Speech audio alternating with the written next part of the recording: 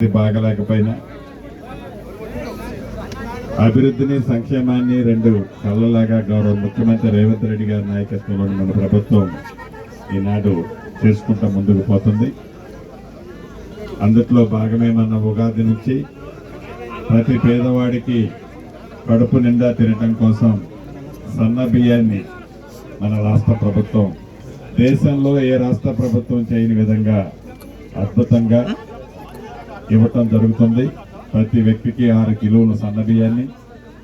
అంతేకాదు మొన్న 14వ తారీఖు నాడు అనేక భూ సమస్యలతో తెలంగాణ రాష్ట్రంలో ఉన్న రైతన్నలు భూములున్న ఆసాములు ఇబ్బంది పడుతుంటే దానికి భూభారతి చట్టాన్ని తీసుకురావడమే కాకుండా మన పాలేరు నియోజకవర్గంలో పైలట్ మోడల్లోని ఒక మండలం నేలకొండ మండలాన్ని కూడా తీసుకొని వడివడిగా ఈనాడు దాన్ని ముందుకు తీసుకుపోవడం జరుగుతుంది.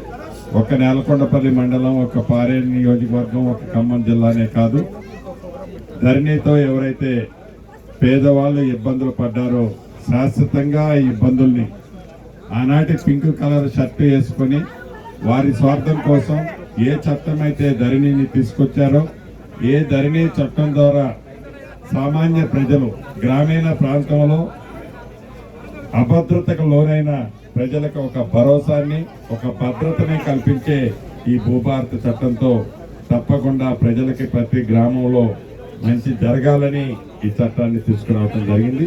వీటితో పాటు ఇంతకు ముందే సుమారు 1,30,00,000 రూపాయలతో 1.5 కిలోమీటర్లు ఈ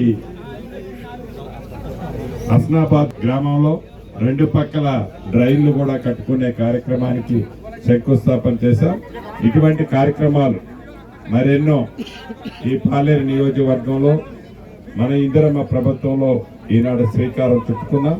భవిష్యత్తులో పేదవాడికి అండగా ఉండే మన ఇందిరమ్మ ప్రభుత్వం తప్పకుండా అభివృద్ధి సంక్షేమ కార్యక్రమాలతో పాటు మీకు అండదండలుగా ఉంటుందని తెలుపుతూ సెలవు తీసుకుంటున్నాను.